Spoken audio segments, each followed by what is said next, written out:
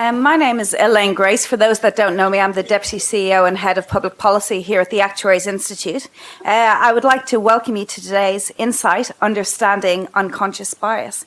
It's such an interesting topic in this modern age, and it's interesting to see how we still hold on to such biases in our unconscious.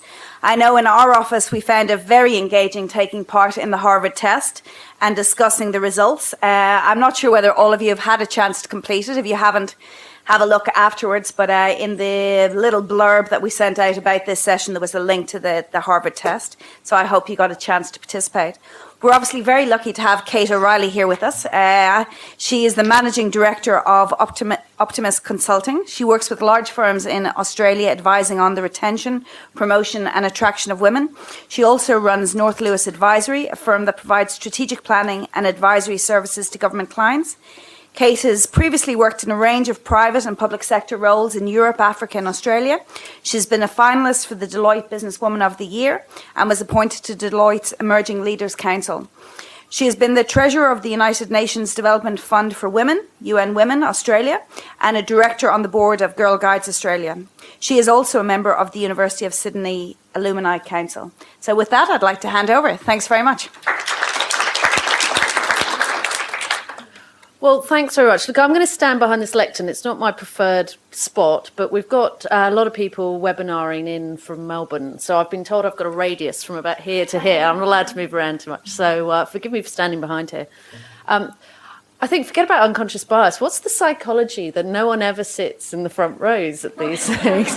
Like just watching everybody making a beeline for the back of the room and no one sitting in the front. I think it's really interesting. Look, I've already had a few good conversations down at the back. I'm getting a sense that everyone is really sort of intrigued by this subject or already engaged in finding out more and becoming aware. A lot of people are saying that they've done the IAT test that I sent out the link for.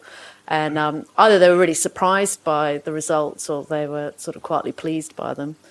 But what I want to do today with you is really talk you through, for some of you, I'm guessing that this will be the first time you're really starting to delve into the subject of unconscious bias. For others, it sounds like it's something that you've come across in your workplaces and certainly been aware of. But really the key thing for this session is I want you to become conscious of your unconscious bias. That's the really high-level headline that I want you to walk out of here about. So before we start, I think the first thing we need to remember when we're talking about unconscious bias is everybody is biased. We are all biased about a rich multi-layer of subjects in our life. And it's a good thing. I'm going to talk about why we have biases and how our brain works. But it can lead to inequities in the workplace. And that's really important for us to understand so that we can try and mitigate for those and make our workplaces a better place as a result. Biases are very broad. They can be about the characteristics of a person. They can be about inanimate objects, what you think a car is like or a chair looks like or what a good dining table looks like. We can have these biases about absolutely everything. But what we're talking about today are particularly biases about people and various characteristics of people. Now, my work with Optimus Consulting is very focused on gender. So my mission has been for the last 7 years to work with really large visible organisations in Australia, helping them get better gender balance. So when we're talking about unconscious bias, we're often talking about diversity groups. So I was having a conversation just now about ethnicity and disability groups and ageing. Now, I like to call gender out of that discussion because diversity is really about non-dominant groups. It's about marginal groups. Women are not marginal groups. And what I argue is if we can examine this for half the population and get it right, we're on a good journey towards starting to tackle some of the more serious problems that we have, like the bamboo ceiling here in Australia and globally, getting more senior workers into the workforce. So I'm going to really focus on women. But I'd be very happy, please put your hand, if there's something as I'm talking that you want to interject, haggle with me, or ask a question, feel free to do that through the session. But I'd like to open up the discussion a little bit at the end about some of those other groups, particularly around ethnicity and what we can do around that. But I'm going to focus on women. So to set the scene for you, Okay, I want to make sure we all understand what the current situation is for women in the workforce here in Australia. You know, I've called this the marvellous magical disappearing act because essentially what I can sum this up as is, as I said, women are essentially half the workforce. They graduate in greater numbers out of university, and they have done for quite a long time now here in Australia. They enter the workforce typically, you know, the sort of organisations I've worked in myself, our grad intake has been at least 55% female intake. But as soon as you start to move up the food chain of an organisation through senior management, CEO, and particularly up to the boards, the numbers just drop away. So the last survey I saw by WGEA, the Workplace Gender Equality Agency, had key line management positions in the ASX 500 companies in Australia. So key line management is you've got profit and loss responsibility and you manage people, with 6% female in Australia. So how do we, you know, what is happening when we've got graduates at 55%, we've got 46% women working? What's happening that our line managements, we're not talking CEOs, we're talking P&L, managing people, is 6% in the ASX 500 companies. So there's a problem here. It's not, Australia doesn't stand on its own, but it's really important to understand these sort of numbers. Well, giving away my quiz. There's the World Economic Forum, so OECD do a gender gap index of all the OECD countries every year. And I find that really interesting because what it is it isolates a country's level of development and it looks at your access to a number of things. So it talks about economic empowerment, so your ability to work, your ability to earn the same, whether you're a man or a woman, your ability to get to senior management. It looks at political empowerment, so how many women do we have in parliament, in cabinet, that sort of thing. It looks at health, it looks at education. And it ranks OECD countries. Now, Australia is jointly ranked number one in the world for education of women. So our access, male and female, to education, we're ranked number one in the world. Okay? But when you start to break it down and look at economic empowerment and political empowerment, something quite scary starts to happen. So our position, we were ranked 15th in the world overall in 2006. And we've essentially dropped 2 places every year since then on the global ranking. That's across everything. In economic participation and opportunity, we were ranked 18th. Now, that doesn't sound too bad. New Zealand was ranked 11th. But we're ranked behind Lesotho, Mongolia, Mozambique, Moldova, Ghana, and the Philippines. Now, this is our outcomes on salaries, our participation levels in the workforce, and our access to highly skilled employment. So we're ranked behind those countries in the world. Political empowerment, we're ranked 38th. So New Zealand is ranked 8th. Okay, we're 38th. And we're ranked on political empowerment. So this is representation in decision making. We're ranked behind Bangladesh, Angola, Latvia, Mozambique, Cuba, Nicaragua. So, you know, this is OECD, World Economic Forum sort of stats. It's really interesting. So why is that? Okay, it's a very complex problem, all right, with very complex results that come out of it. Now, unconscious bias is one of those, and that's what I want to look at, but I want to set that scene that it's a much bigger question. Now, often what comes up when we look at these sort of stats, people say, well, women going to have children, or we want merit, so it's got to be the right people for the job. All of those sort of questions. And I just want to throw a little anecdote out there to start off with. I met Sam Mostyn some years ago, so I don't know how many people know who Sam Mostyn is here, but she's on a number of fairly significant boards. She's been on the Virgin board. She was the first female AFL commissioner to be appointed, I think back in 2005. And when she became this first female commissioner for AFL, she had 11 very formal interviews, and it was considered really risky. You know, why would we have a woman as the AFL commissioner? And what she said is, up until that point, there had been no formal interviews for people becoming AFL commissioner. But because they were looking at the female appointment of an AFL commissioner, she had 11 formal interviews. So her take on that is, my appointment introduced merit to the system, and quote unquote, you can be damn sure moving forwards there will be merit in the appointment system for the AFL commissioners. And, just want to give you that is, have we had merit? People say we want merit, but, do we really have that, and have we had it in the past? Now, I talked about it's a complex problem.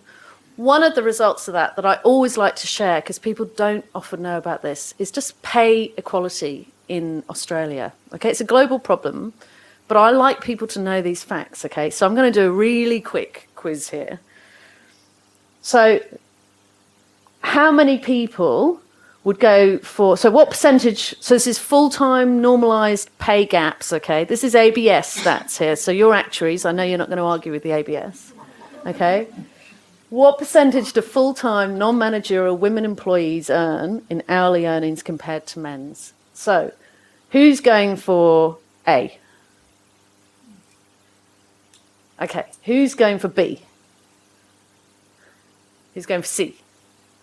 Okay, so we've got the majority going for C, and you're right. Okay, since 1990, women's full-time pay, so this is normalised for full-time equivalent doing the same job, as a percentage of men's has remained, so this is since 1990, okay, it has remained between 82 and 85%. It is not getting better, it's getting worse. Okay, it actually went up 1% in the last year. Which country, who's going to go for D? Which OECD country has the smallest gender pay gap? You're on to me already. Okay. Out of A, B, and C, which one do you think it is? A. Okay, B. C. Okay, we've got A. It's A, it's Italy. So UK, USA, Australia, we've got the biggest pay gaps. This is very relevant, okay? That sort of gives you a clue. Where's the biggest pay gap when we look at industry in Australia? Who's going for A? Yeah, well done. So the average, so this is taking an average across all seniorities, okay? Full-time equivalent, normalised earnings between men and women, it's about 32% in finance and insurance. It's the biggest industry pay gap. Now, I'm going to talk about, in a minute I'll talk about the companies where we see the worst are the ones that think they're the best. Okay, now how many of you think there is a pay gap between men and women in your own firm? Okay, so some, but not many. Most people go, oh no, not in my firm. Okay, one of the bits of advisory work I do pay equality audits. There is always a pay gap. Okay, and it's in pockets. And you can see reasons why it's happened, but it exists, okay? Which age group? Who's going for, well, let's group them together, A to C. Okay, D to F. Okay, so F is actually the highest pay gap. So the more senior you go, so the higher you go in a firm, the older you are in your career, the bigger the pay gap. So the pay gap for finance and insurance at the CEO level is actually something like 54%. So, it's obviously not a lot of women up at that level, but they're certainly not getting paid anything like the men. So, look, that's just a little bit of background for you. This is a very technical term, this diagram, okay? It gets used a lot. It's called the stupid curve, okay? Anyone here from Deloitte? I saw some EY people. Yeah, so Deloitte came up with this in the US back in 2008, and they called it the stupid curve. And you don't need to be an actuary to work this one out. Basically what they're saying is you're not using the available women to you in the workforce that is available. And, in a situation, as you would know, we've got ageing population, we've got a decline in workforce participation. If you're not using the available workforce, you deserve to be on this stupid curve. All right? So can you explain the curve for me? Yeah, sure, okay. So, Why is this stupid? sorry. Yeah, so look, what this is showing is you've got essentially 55% women coming out of university, entering at grad intake level into big business. But as you move up seniority in your firm, so you can see new graduate hires and total workforce, you've pretty much got equality between the men and women that are coming in. And importantly, these are at that level, these people you're investing in your company, you're training them for a few years. But as you start to move up to the executive and CEO level, there is a huge step change. And that's what we saw with that pyramid that I had, is that it's dropping down to that sort of 6% line management, 12%.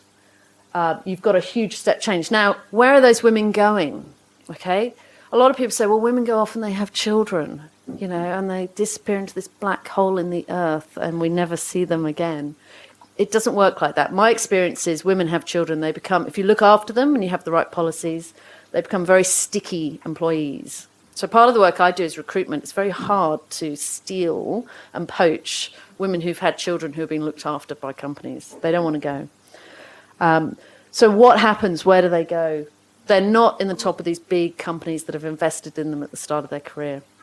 Now, we're talking about women, but I mentioned about ethnicity. So increasingly, there's a term called the bamboo ceiling in Australia that people and companies are really trying to tackle because we are a traditionally white male senior leadership culture in Australia. And that's not what our grad intake and our university graduates look like. So it would be a similar sort of picture if you, instead of looking at women, if we looked at this across ethnicity. So it's basically not utilising the people that are available to you and people that you've invested in. So the evidence and the research is very, very strong nowadays. So this isn't a new subject. The whole diversity and gender balance is not new. There's been a lot of research from people like McKinsey and Goldman Sachs, where they have shown very strong links between greater gender balance, so more women in your workforce, and organisational performance. And they've correlated that to strong financial returns and productivity. And that's not just about gender. So they found that across diversity generally. So where you've got gender diversity, where you've got ethnicity and mix of ethnic backgrounds, and where you've got a mix of age, it's producing results for companies. So the research is basically saying diverse groups make better decisions. You have increased employee commitment. Yep. Has any research been done to say which way the causation goes? Because I could kind of think that... Oh no, I'm in a room of actuaries. That it's going to result in that outcome. Maybe Yeah. that means that you're going to be more successful. So it could be that that's Of course. driving that rather than the fact that the diversity is driving that. Yeah, of course. Yeah, no, look, I'm sure. And my sense is that it's not because you've got more women, it's probably symptomatic of the kind of company that you are, that you're much more innovative, open to different ways of working. It's part of being a better company. But which one, is it chicken and egg? I don't know. Yeah, you can do that research if you want. But what they've shown is that particularly you get higher levels of retention, you get greater employee commitment, and things like this. So a lot of companies do this sort of training internally, and they're showing that there's a big return on investment from tackling this, whether it's unconscious bias, whether it's greater sort of diversity awareness, that they get increased retention and they get a decrease in their turnover costs. Compliance. Now, hopefully everybody in this room knows that since 2011, it's actually a compliance issue. So if you're a listed company in Australia, you've got to report. There's a little bit of a name and shame going on by the ASX. Compliance has not been enough to change this. Otherwise, it would have changed overnight. But since 2011, and the numbers have not changed much. And in some instances, like pay equality, they're actually getting worse.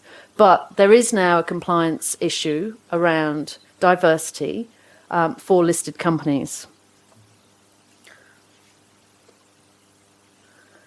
So, what is unconscious bias? How many people here have been through some kind of unconscious bias awareness training? 1, 2, 3, 4, not many. Okay, how many people have heard this mentioned in their own companies? Few. So increasingly people are starting to hear about this. One of the things that worries me with unconscious bias, a lot of the big companies are doing an unconscious bias training on its own. It's quick tick the box, silver bullet. We've done that. That's fixed it. We'll go and worry about something else now. As you know, hopefully you're starting to get the picture now. It's part of the problem, but it is very multifaceted and very complex. And this is something that is really important to look at, but it's not the silver bullet. You're not going to walk out of here converted and ready to change the world. You're going to have a lot more information though, okay? And hopefully you're going to be more aware. So what is bias? So Sigmund Freud was credited with starting the thinking around subconscious. He described the mind as an iceberg. So, you know, the classic idea that what you see up above the water is only a very small part, that the subconscious sits below the waterline and influences much more than you're aware of. We all have biases, okay? I live and breathe this stuff. I'm incredibly biased, all right, about all sorts of things. They can be, as I said, they can be really simple, all right? They're based on our experiences in life. They're based on the environment we were brought up, our family situation. They range from something as simple as I have a terrible bias against Mitsubishis. I think they're terrible cars. You know, that's not going to do an awful lot of harm except to Mitsubishi. To much more serious, you know, whole characteristics of people that I might make stereotype assumptions about, okay? It can range from anything. We need biases, okay? That's how our brain works. So every day, right now, I stood in front of you in the first 30 seconds that I talked to you, you would have summed me up. You would have looked at what I'm wearing, you would have listened to my accent, you'd have judged me on my height, and you would have made an assumption about me. We use it all the time. You're using it about this room, which sandwiches you're going to eat. You know, you can have 11 million bits of information in front of you, and your brain can process 40 of them. So what your brain does is it relies on its prior experience and knowledge to go, that's a snake, it might kill me, I'm going to run like hell that way. You don't stand there and go, but what kind of snake is that? Let me think about all the snakes I know. You just go, snake, death, die, run, okay? Very simple explanation, but we do this all the time. We do it when we meet people. You probably stood at the back eating a sandwich, talking to someone you didn't know half an hour ago. You would have been summing them up. First 30 seconds. Are they tall? Are they short? Do I like their shirt? Are they English? Are they Australian? Where are they from? Now, I was reminded of something when I was talking at the back. Malcolm Gladwell, has anyone read Blink? Great book, okay? And he talks about, in America, predominantly male CEOs are male and they're white, okay? In the population, 14.5% of the population are over 6 foot, male, are over 6 foot in America. And the average American male is 5'9". And he did a survey of CEOs, big CEOs in America, and he found that 30% of the CEOs were over 6'2", okay? So the population of over 6 foot is 14.5, but more than 30% of the CEOs in America are over 6'2". And he did some similar research where he looked at what they earn. So not necessarily the CEOs, but tall men in America. And what he showed is that a 6 foot tall man who's identical in experience and education and jobs to a 5'5" man, okay, earns on average $5,500 more a year. Okay? So we are biased about everything. We like tall men, you know, we like tall white men as CEOs. And I saw this myself. So has anyone heard of the Male Champions of Change, which was set up by Liz Broderick a few years ago? I went to a lunch a few years ago, and they had all of the male champions ranged up on the stage on chairs talking about how they were going to change the world. And I do love them. But one of them, who will remain nameless, said, it's all very well with CEOs like me, we get it, but I'm retiring this year. And when the next CEO comes on board to replace me, what if he doesn't get it? Now, he was on the stage, and I went up to Liz Broderick afterwards, and I went, well, that was interesting. One word. Instead of, what if they don't get it? He said, what if he doesn't get it? And Liz had to think about it. She hadn't picked it up. It's small things, okay? We're talking about unconscious. You can get conscious bias, of course, okay? It can be deliberate. It can be malicious. I don't like the French. It's not true, of course. We can be quite, you know, and certainly some of the old school people in the business world. I've come across them. They are biased against women. Women were their secretaries years ago with a typewriter, and can't take them seriously. I've come across a few dinosaurs. They're out there, and that is conscious. It's overt and it's intentional, but it's very rare. Really, what we're talking about is the hidden, the unintentional, the subconscious things that happen when we're not aware of them, because they're really important. What they can lead to is, those first impressions, they can lead to us being unfair. They can lead to favoritism. I would rather go to Adelaide on a business trip with Elaine, because I think we'd get on well when we go out for dinner after our day meeting clients. I don't want to go with you because it might be, I don't really know what I'm going to talk to you about. Okay. Now, I might not think that out loud, but when you're going to your team, if you're in a consulting firm and you've got to go interstate, who do you take to your client meetings? Okay. If you're not aware of it, you can have that favoritism, or you can have prejudice. Okay. And this is about inequity. So what we want to do is educate ourselves so that we can think about our actions and not be unconscious about them. One of the important things to think about as well is that this can happen at a group level. So we're talking about individuals, but as a group, okay, it can happen in two ways. We can have a group bias against non-dominant groups that we're working with. We can also have a bias against groups of people, like the French.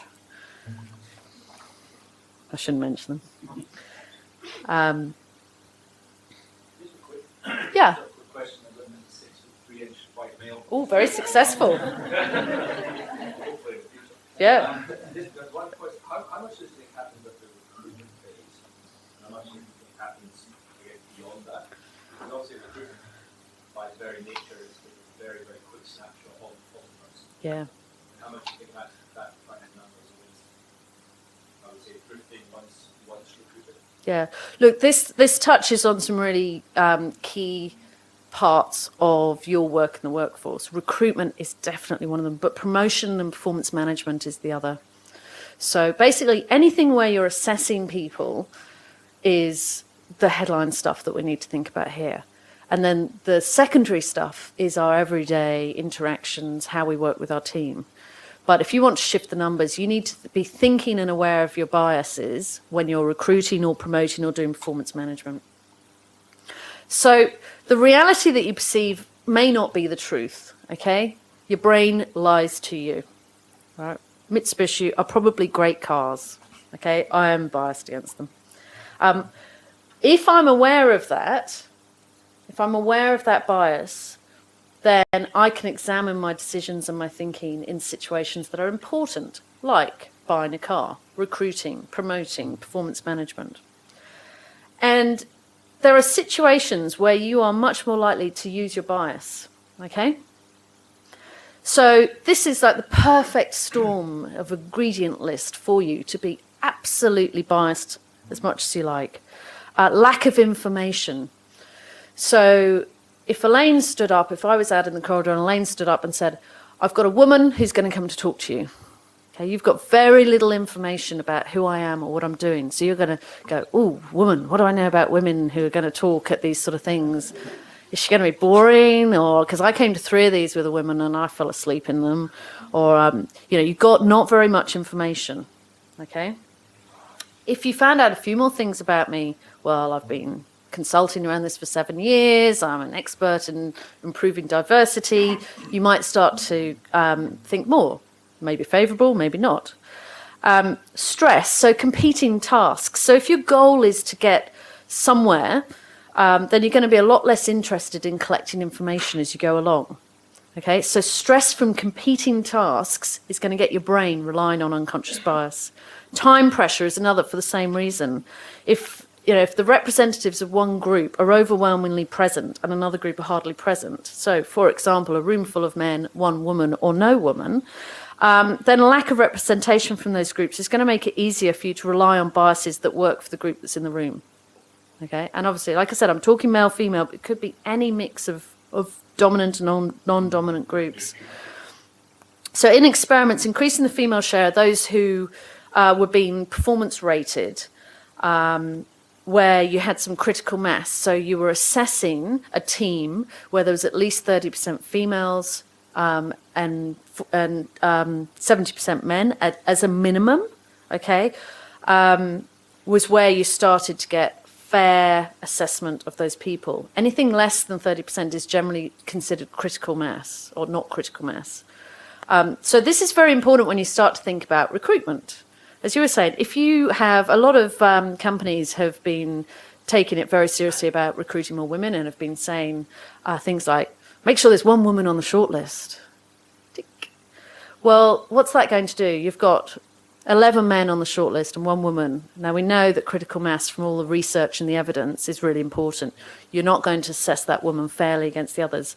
So what is very important when you're looking at any kind of evaluation where you're comparing between two kinds of groups, whether it's ethnicity or age or disability, you've got to have critical mass of representation in the group when you're assessing it.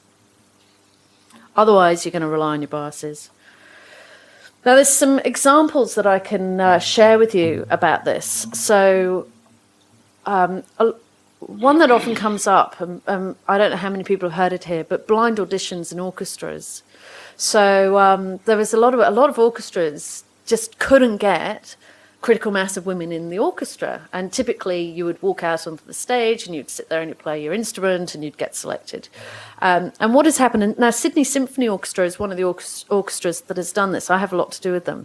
They introduced blind auditions and you have to take your shoes off and you audition behind a screen. So they can't hear whether you've got high heels or big clumpy shoes and you audition behind a screen. Women are now overrepresented in Sydney Symphony Orchestra. Now that's standard practice across orchestras around the world, blind auditions. But until they did that, they couldn't get critical mass of women in the orchestra. Okay? It's a great example. There's also... How many years has that been in now? Look, I think Sydney Symphony started it probably about 8 years ago. Yeah, and certainly in the last 10 years, orchestras around the world have started doing that.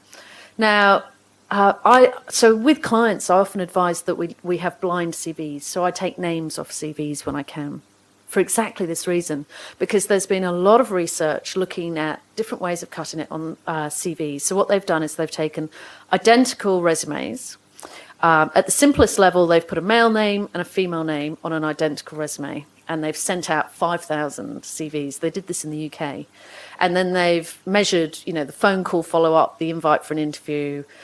They've asked people, well, what would you be likely to hire this person? What kind of salary would you offer them? And what they showed overwhelmingly was that the male CV, so exactly the same CV, the males were much more likely to be interviewed, they were much more likely to be hired, and they would be offered, on average, about $11,000 more, okay, a year as a salary. They've done this with traditional white-sounding names and non-white-sounding names as well. The stats were much, much worse. So you had to be, you were essentially 6 times less likely to be interviewed if you had a non-white, a Christopher or a David name. Sorry for any Christophers or Daves, I just made that up. What was really interesting for any mothers in the room and any fathers, you'll be interested in this, is they had identical resumes, but they just put one line on there, which was in the interests. Yeah, I'm an active member of the Parent-Teacher Association at my child's school. Now, what that did, does anyone else know about this? So, who's a father in the room? Okay, you need to know this. The women were about 4 times less likely to be interviewed. Similar sort of levels of hiring, they were going to be offered less money. The men were about 4 times more likely to be interviewed, hired, and offered more money. So any women who are here who's got anything like that on your CV, take it off immediately. Please feel free to put it on if you're a man. But it's interesting, isn't it?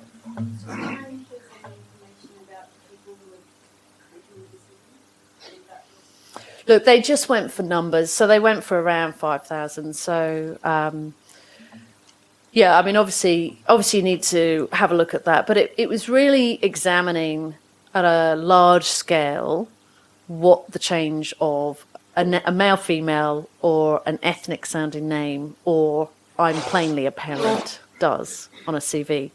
Now, that sort of thing is what we need to know about. And fathers were not disadvantaged. You know, that's the really important thing. Now, hello, Jenny.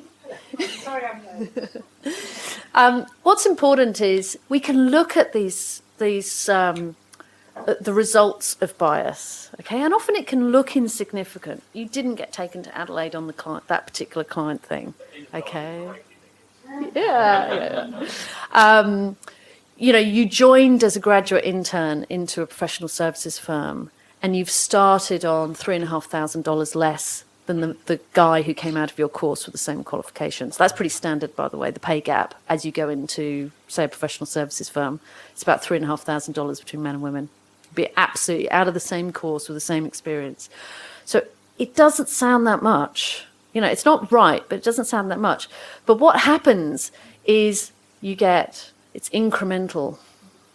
Okay, so you get this incremental impacts of the bias that results in pay inequality or 6-month delay on your promotion compared to someone at the same level as you. And in 5 or 6 years, all those little molehills have added up to a mountain, and you're suddenly really disadvantaged against the men. And that's what happens. That's why we see the bigger differences in the stats, whether it's pay or numbers, up at the top of the food chain in business, because we get these incremental changes. So it's dangerous to say, oh, look, it doesn't really matter. It's only really, I mean, don't make a big storm out of a teacup over that, because it adds up.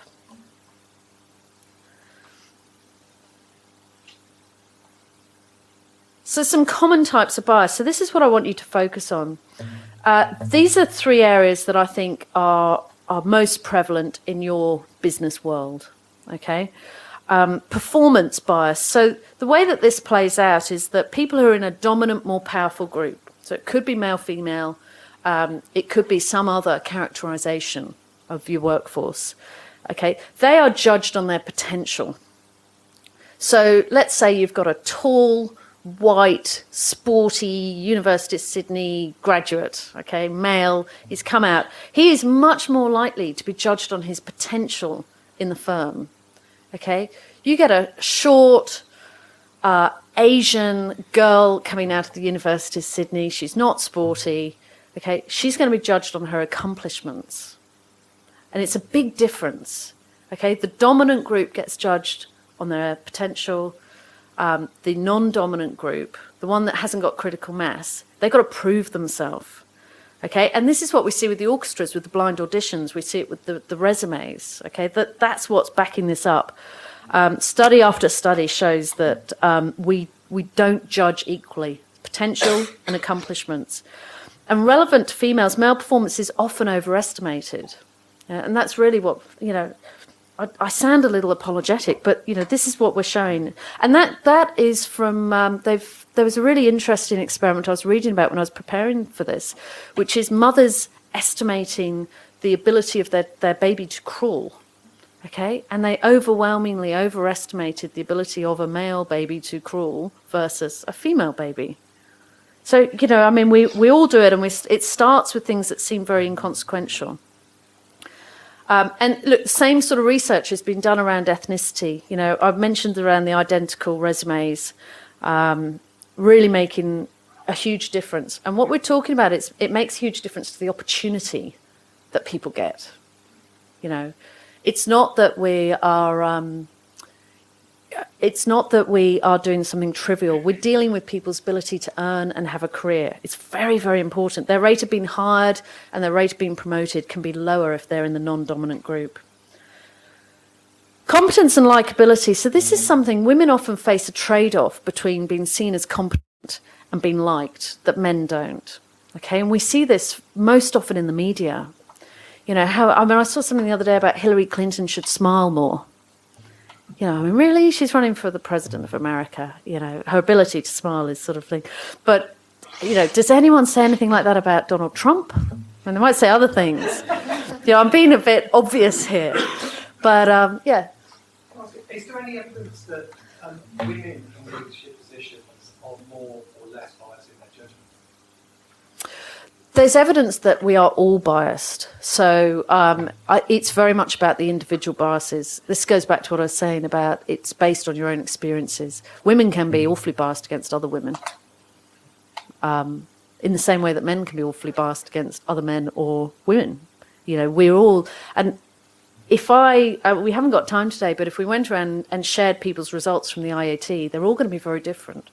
Okay? So we're all biased. I mean, as I said, I live and breathe this, but I still have all sorts of biases. I was telling someone, you know, it's slightly more trivial, but I'm in the middle of a huge renovation of my house at the moment. And anyone know a good carpenter? But yeah, I need a good carpenter. But I keep talking, I'm a bit obsessed with carpenters, and I keep talking about he, because, you know, it sounds trivial, but of course, carpenters often are men. So instead of saying they, I keep saying he myself. I should know a lot better. But look, women are supposed to be nice. We're supposed to be submissive, and we're often conditioned from a very young age. And you see this in the sort of media that our children are shown. So there's a great institute in the States that Gina Davis established, which is how women are portrayed in media and television. She's doing a lot of work very successfully about how we portray women and girls in the media. But, you know, there's a lot of conditioning that happens from a young age. And it makes it hard for women to be decisive. And, you know, I mean, I'm sure most people in this room would have seen an instance where a man might have been admired for something that a woman would be considered to be aggressive or difficult, or she's not well liked, or she's a bit brusque. Whereas if a guy behaved in the same way, it's much more likely to be seen as leadership and strong decision making. So this is this competence and likability that women have a very often in senior leadership roles have a very hard line treading a balance between. And I've put maternal up there. We've talked about the resumes when we've seen this bias against women who are parents. But this is really important because I've already had a conversation with where's my friend who's just moved here from London? I can't see you. There she is. Day one back from maternity leave over there. How we treat working parents in the workforce is incredibly important. And Australia has a very working mother dominant conversation around this, where we really need to start talking about working parents and not the working mothers. And a lot of companies are quickly changing that. So I put this here because I think it's something as we start to think about what we can do to mitigate some of this, that this is going to be something you can do in your own workplaces. So you did your IAT, the implicit association test. How many people managed to do it? Not everyone I know, but a lot of people. Was it interesting? Did you do it before when you did your training? Any surprises? Anyone go, you're ashamed? Oh, don't be ashamed. Why were you, so tell us about it. What those people that don't know is that basically testing your feelings of correlation between males and professional, yeah, and females and the home environment on the other side. And it took various statistics about you, your education, whether you're married, income levels, all those things, and basically allowed you to have a guess about where you thought you stood. Yep. And I admitted to expecting to be slightly biased towards the male profession and female home associations, and I came out to be strongly biased towards the male profession and female home environments, and that surprised me because I have a wife that beats beats it into me quite solidly. My wife is very good on that unconscious bias around gender issues. You know, we're watching a TV panel show and you know, we'll have really good discussions about that, and she's raised my consciousness, and yet sit down and do an objective timed test, and obviously there's something inside me that still has these very strong biases. So I was shocked and a little ashamed. Well, that's it, but it's good, isn't it? Because now you know. Yeah. So if you are in a recruitment process or doing some performance management, you can really be conscious of that if you're assessing females in your team. Yeah. Anyone else surprised by the results? No? Yeah. Yeah. Look, when I did it, I first did it years ago, and I was somewhere in the middle. Now, it probably won't surprise you now, because, I mean, like I said, I do this all the time. I'm completely off the scale on the female business side of things. But the important thing is, if we don't acknowledge it, if we don't examine our biases and acknowledge them, we can't do anything about them. Okay, and this is, I mentioned that often the worst companies are the ones that think they're the best at this. Okay, whether it's particularly biased because they've done the bias training, or whether it's generally we've fixed women, tick, we don't need to do anything about that. They're often the worst. And that's because they're not acknowledging that there's work to be done. So maybe this will make you feel a little bit better. That test has been around since 1998. So it's been around for a really, really long time, and millions of people have done it. And these are the aggregated results for gender. So 76% of people that have done that test more readily associate males with career and females with family. So you are really not in the minority here. So stop feeling sorry for yourself. But 70% more readily associate male with science and female with arts. Obviously, preference. It's based over in the US, although it's used globally. But they look at white over black, which is slightly less relevant here. And then 76% have an implicit preference for able-bodied people. So this is the general sort of stats. So if you're somewhere in that male is career and business, don't feel bad. You're in the majority here. But now you know about it.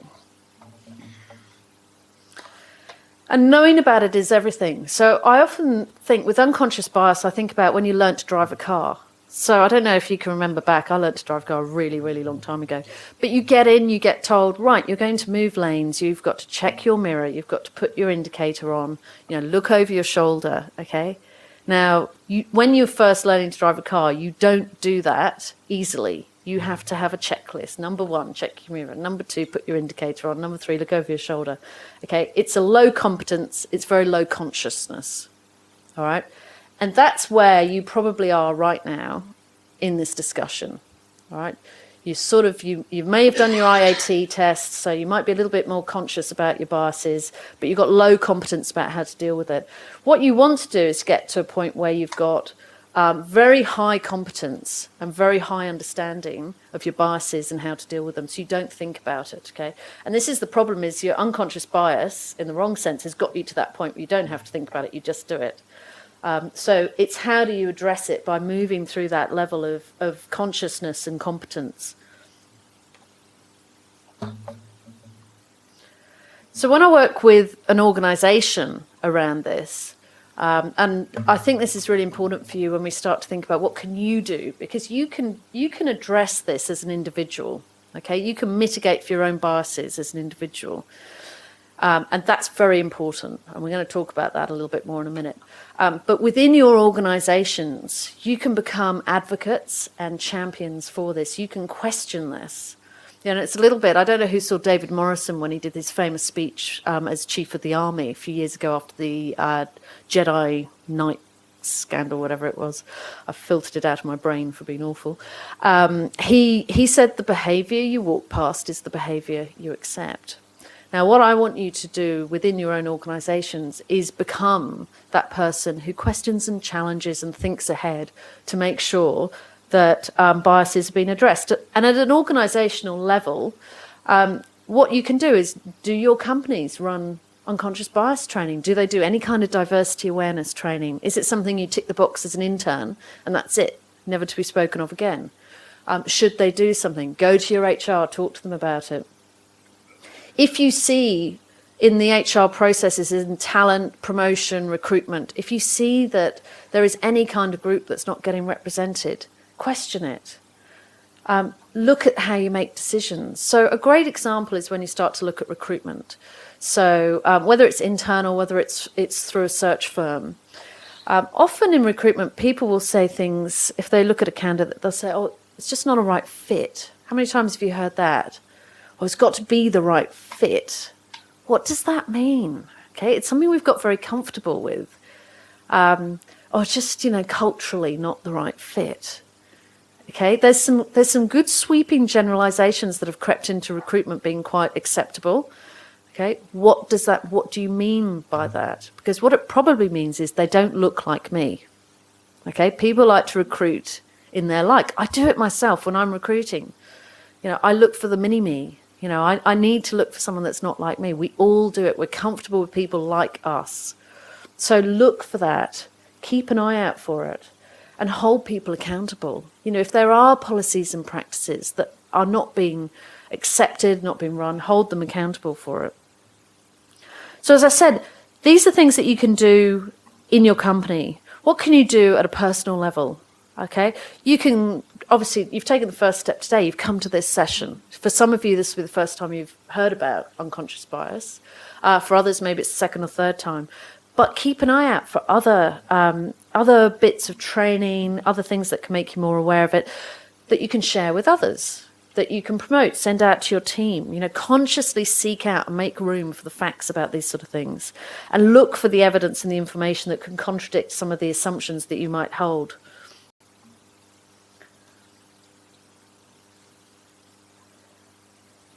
For you and your teams, being able to share that IAT test is a really simple way that you can start to make changes. I mean, how many of you shared it with wives or people that you work with? Okay, so, I challenge each of you to go back to your team, tell them that you came to this session, send them the link, say, it's really interesting, do it. Okay, it's a small thing that you can do that's going to just start promoting thinking about it.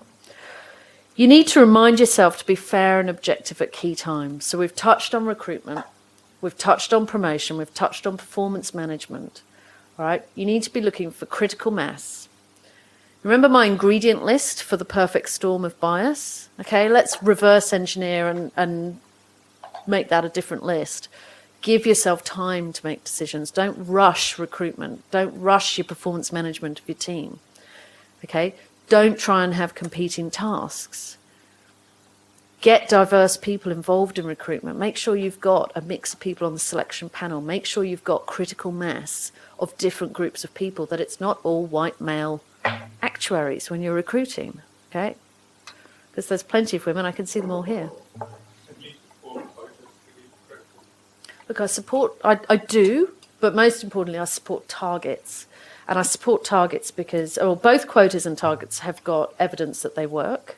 I don't think that Australia is ready for quotas, and I don't think we necessarily need it. But what we need is targets with accountability behind them. So that's what's working. The companies that are shifting the numbers have put they put stretch targets in with a strong mandate from the CEO, and they're accountable. They're tied to your performance management. So essentially, in your sort of space, they're tied to your bonus. And they're not seen as marginal measure. They're seen as part of your core strategic performance measures. So absolutely. And companies so is anyone here from CBA? So, that was a really nervous, I am, but I'm really embarrassed. So CBA have done, look, so I'll speak, seeing as there's only one person, don't tell on me, but CBA have really taken their foot off the pedal in the last couple of years, but they've done some great work before that. So they had a period of about 6 years where they tackled all those various areas of problems, particularly around gender, and did a lot of work. They were recognised globally. They won some big awards over in the US from an organisation called Catalyst, and their numbers shifted dramatically at the senior level. Okay, one of them was targets, and they were mandated targets with CEO visibility, tied to your performance bonus, and they changed within a year because suddenly you had to do it, otherwise it was going to impact on your bonus. So, yeah, absolutely do support that. So look, most of you have done your IAT. You're aware of your biases. As the gentleman at the back explained, that you're now going to go into any people process where you're doing selection aware that you've got that bias. Some specific things for you to do in your organisation. Now, I'm not sure. I'm guessing that there's a mixture of levels and responsibilities in the room here. But these are some specific things you can do on your day-to-day. So set the ground rules. When you're having your meetings, you're having anything where there's team engagement, set ground rules about expectations for performance. Okay, be really transparent. Avoid those sweeping generalizations of, you're just not really cutting it. Like, what is it that they're not cutting? Be specific about expectations, because it's too easy to have these sweeping generalizations that actually rely on bias. Structure your decision making, particularly around recruitment and promotion processes. So have clear criteria, be transparent, document it. Don't let people say they're just not a good cultural fit. Make them write it down in detail. What is it about this person that you have evaluated against the other person? Clear documentation on the assessment. Make sure there's balanced selection panels if you have any contact in that sort of space. Who here does get involved in recruiting for their teams? Yeah, okay. So look, I won't go into it now because we're going to run out of time. But if you'd like me to send you a bit of a checklist of things to think about when you're in a recruitment process, I'm very happy to do that. So feel free to go through Liz, and I'll send Liz something extra which has a bit more detail around recruitment. Because particularly some of the things you need to think about are communications and language, what's the value proposition, your selection panels, how you can use a diverse team throughout the process and get that critical mass. If you're running team meetings, make sure that you've got full participation. It's become a bit of a joke. A woman says something in a meeting and no one hears her, and then a man says the same thing a minute later, and it's a great idea. But it happens. Okay, it does happen. So, be on the watch for that. Be on the watch for people who interrupt in meetings, women doing the office housework. So the women following up on actions after a meeting, perhaps they're taking the notes. Make sure that you allocate those responsibilities evenly, particularly when you're managing junior staff. Push back on the likability penalty for women. So if you hear people talking about, she's a bit of a ball breaker, excuse my language, something along those lines, call it out. Just, would you say that about her if she was a man? Because if you don't question it, then, how are we ever going to change things? And, be careful equally when you're recognising accomplishments. Make sure that you're doing that evenly across different groups. Some of those words that I mentioned. So, look, I hear things like aggressive, assertive, pushy, abrasive, demanding. I've been called self-promoting, which was sort of... And it wasn't said nicely either. Political, not a team player. These are things that we say about women that are they're not meant nicely. Okay, and there are words that would be said about men that it's not a negative, but it's a negative for women. Most importantly, we're talking about that maternal bias. So challenge your assumptions about working mothers and working fathers. I've done a lot of work around flexible work in large organisations and how you improve that. And in that, I've consulted with a lot of women returning from maternity leave. And my friend over there, feel free to back me up on this. The consistent message I've got from women who are returning from maternity leave is don't make assumptions about what I want to do. So often, women will come back from maternity leave and people will assume they just want an easy life, put them in the corner, don't give them anything huge and strategic because they won't want to travel, they won't want to work long hours, they will just give them a year on that sort of strategic project in the corner. Okay, I've seen it countless times. Now, what the women think is, I've put my child in childcare to come here today. Don't waste my time. Make it meaningful. And I don't know whether you would agree with that. I don't want to come here and just tread water. I'm putting my child in childcare. I'm coming in. I'm a senior level person. Don't make assumptions. You've got to have those conversations. You've got to ask people what do they want. Don't assume that you know what they want because they're a working mother. And don't assume that it's all about the working mothers. Increasingly, this is a win-win for men. Men want to take time off for their children. So be very conscious about your actions. Watch for it in yourselves and watch for it in others. And, I'd really challenge you to take up this cause in your own workplace. If this is something where this is not a comfortable conversation that would be had in your workplace, start that conversation. Take responsibility for it. Because... small changes can make a big difference. The reverse, I talked about the molehills becoming mountains. Equally, small changes on your part as an individual and within your organisation can be the start of something big because it's collective. Okay, we've just talked about one part of the solution for some of these problems around inequity and diversity. But you can be part of that, and you can do that on your own, because if ever I know we had 95 people down today. I don't know if we've quite got that in the room, but there's a lot of people in the room, really. If you all go away and do one thing, then that will have a multiplier effect. Okay? So don't be afraid to challenge it in your organisation, and don't be afraid to challenge your own biases and make sure that you're aware of them in those really crucial interactions that you have in the workplace. Now, I always like this. I always like this picture. Okay, the reason I put this up, it's from a number of different presentations that I give, but it reminds us how far we've come. You know, I mean, let's go back to the broader diversity. Let's talk about women. We've come so far, and you know, I just think it's a good reminder for us. This is how the workplace used to look. It doesn't look like that anymore. Okay, it can do, but it doesn't look like that anymore. So, you know, we're part of the change for this. So, you know, we've all got to work together to keep it moving. At the moment, I'll leave you with one slightly gloomy stat. So the rate of progress to get gender equality, so forget about the broader diversity equality in the workplace in Australia, is that we will have gender balance across business in about 75 years.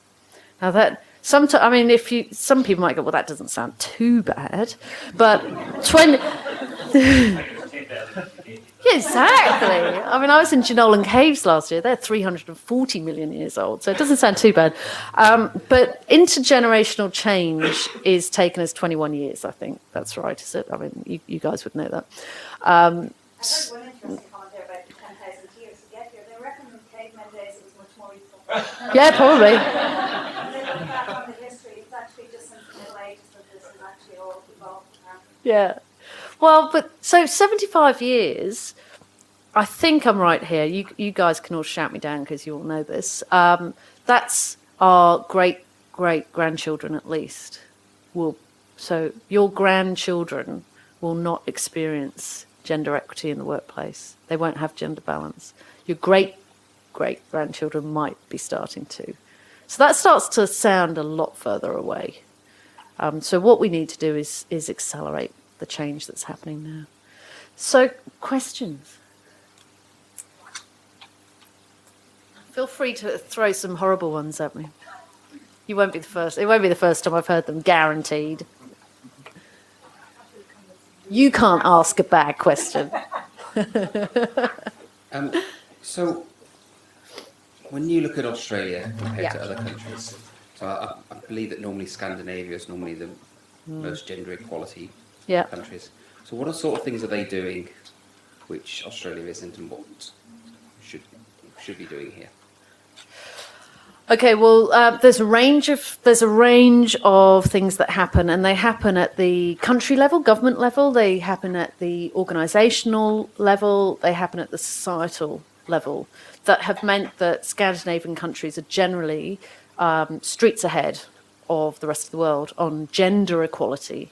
So not necessarily diversity, the broader diversity, but gender. And they range from, so they have quotas. So Scandinavian countries, so Norway, Sweden, Denmark, I don't know whether it was all of them, but certainly those three. 9 years ago, they introduced government quotas. So they started at boards, and then they took it into senior management of listed companies. And you basically, within a year, the boards got to minimum 40% female. Within it, so they went from the sort of numbers we have, which is 10%, 13% female, to 40 in a year. Now, it might not have been perfect. Okay, and there's been some criticism about how it was done, and there were women who ended up on 10 boards, and but they did it because they had to do it. So that's at the sort of very high level of quotas. They have societally, they have a very strong childcare, and they have a culture where it is very much split childcare for men and women. So the culture in workplaces then is much more around parental leave, not working mothers. And the assumptions are not about women, it's about working parents. And they have very, very good state-based childcare. So that is a huge part of the problem, is childcare, but not the only part of it, I'd argue very strongly. Then with businesses as well, they have taken up that mantra from the quotas and pushed it down through organisations. So really, it's all around policies at government level and corporate policies that have really strengthened it, but not without criticism. You know, I mean, I think increasingly people are looking at it and saying, is that the right way to go? But it changed very fast. You know, it was the catalyst. And it, you know, to change something like that within a year, I mean, it would be very hard to do here in Australia. So ASX came in 2011. 5 years later, not a lot has changed on number of women on boards of companies. And that's for listed companies where it's an absolute requirement for your ASX reporting.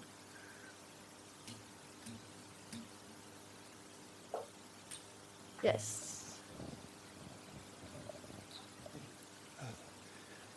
Jeff Humphreys. I wonder what work you do with the various religious organisations where typically they stick a male at the top of the pyramid.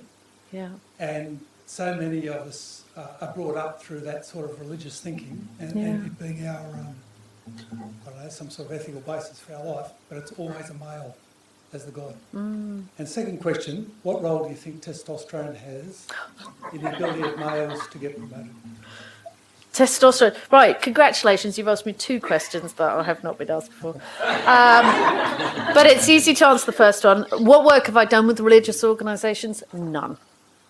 What work could I do with them? I think it would be very hard. They're very impermeable organisations. For a company like mine to... So, I mean, I have focused very much in the corporate world. How much work is there to do? A lot of work. I mean, I was literally talking about this over the weekend.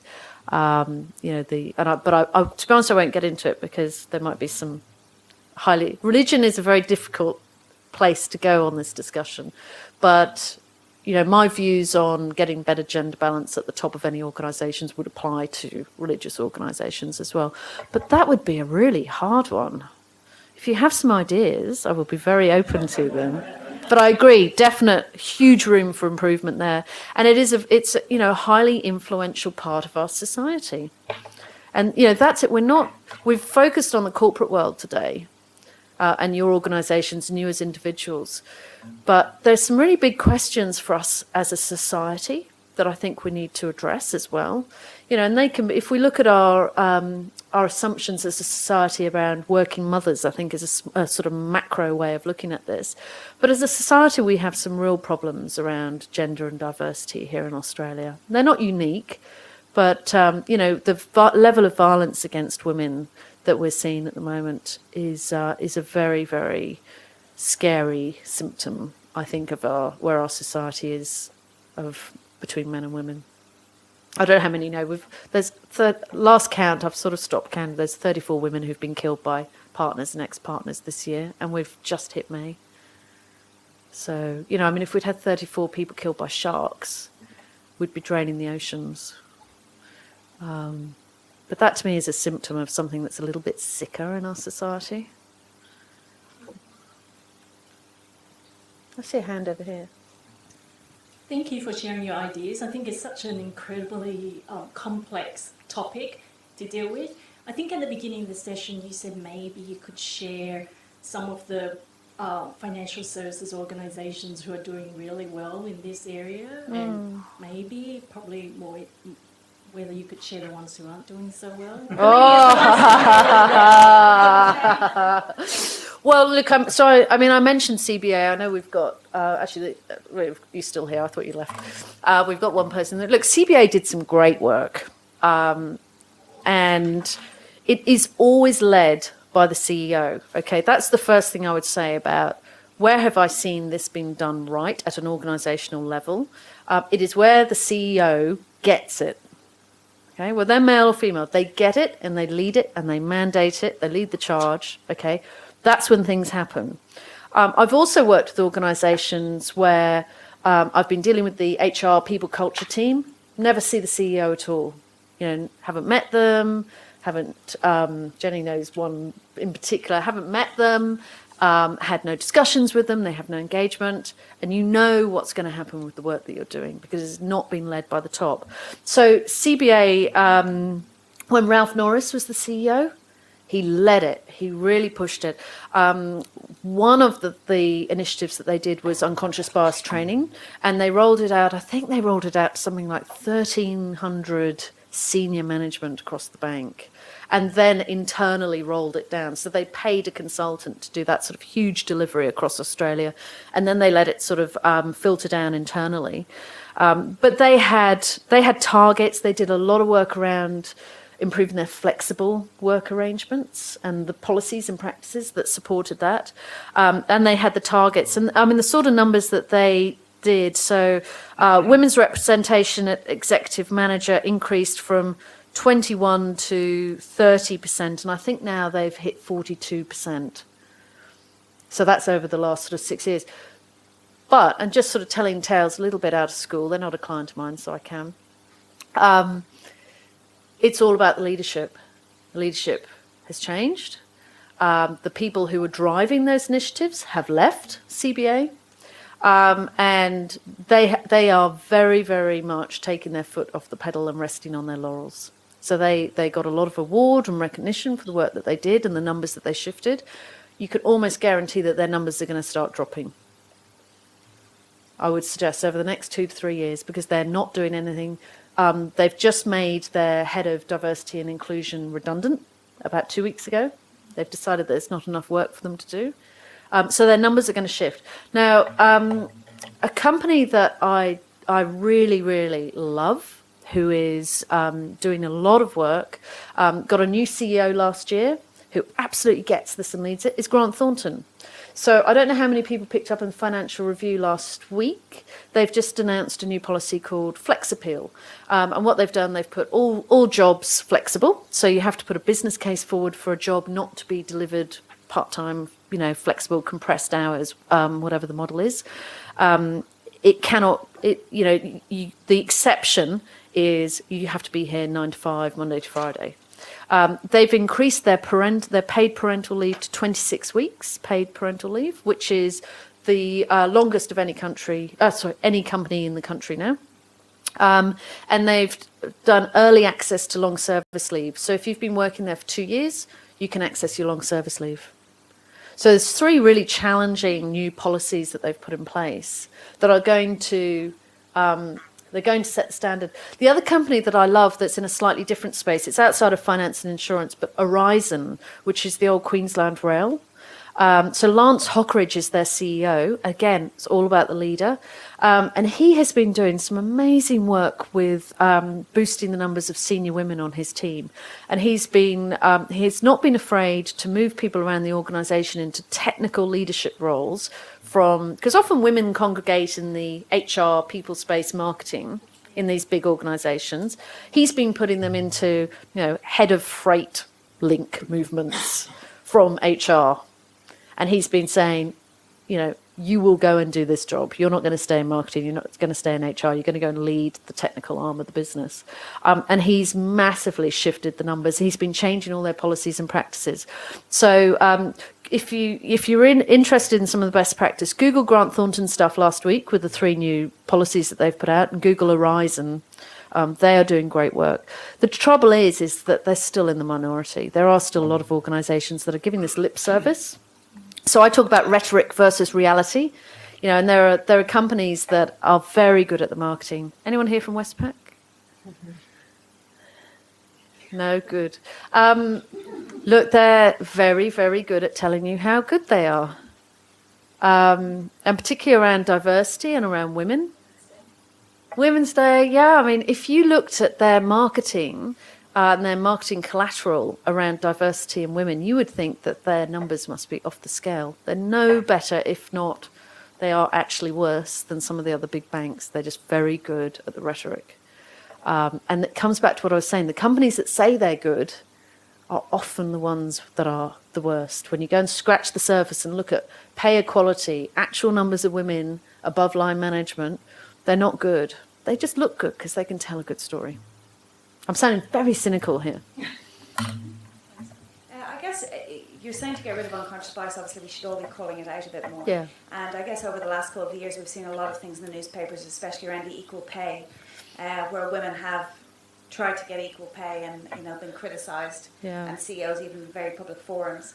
I guess I'm just wondering whether you've got any suggestions around the style that women can have those conversations, so they're less perceived as aggressive, Yeah. and it becomes a proper conversation as opposed to. Yeah, look, there's a lot of conversation about. So Sheryl Sandberg wrote that book, Lean In, okay, and that whole theory that women don't take risks, they don't negotiate as hard as men, it's got a little bit of momentum, okay?